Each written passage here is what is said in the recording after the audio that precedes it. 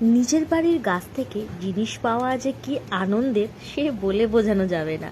সে অল্প হোক আর বেশি, নিজের তো গাছ, নিজের হাতে লাগানো গাছ।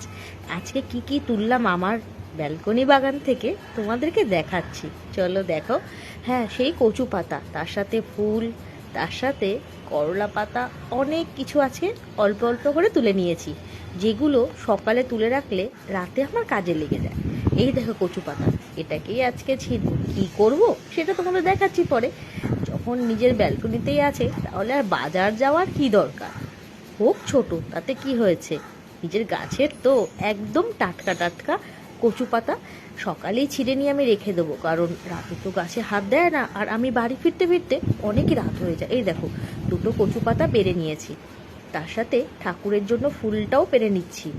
এই দেখো, সবই এক জায়গায় রাখছি, কারণ যেখানে রাখছি সেটা কিন্তু কোনো জিনিসের ছোঁয়াছুঁই না। এটা আমি বাগান থেকে যখনই কিছু পারি আমি এটা করেই নিয়ে যাই ঘরে। যাই হোক, তার সাথে পেরে নিচ্ছি দেখো করলা পাতা। এই দেখো, তোমরা কি করলা পাতার বড়া খেয়েছো? হেভি টেস্টি, তার সাথে ডাল যদি করো আরও ভালো লাগে। তার সাথে নিয়ে নিচ্ছি তুলসী পাতা, একটু ঠান্ডা ঠান্ডা লেগেছে, তুলসী পাতা চায়ে দিয়ে খাওয়া যাবে। তার সাথে পুদিনা পাতা, কারণ ধনে পাতা আছে বাড়িতে, চাটনি হবে, দারুণ লাগবে খেতে।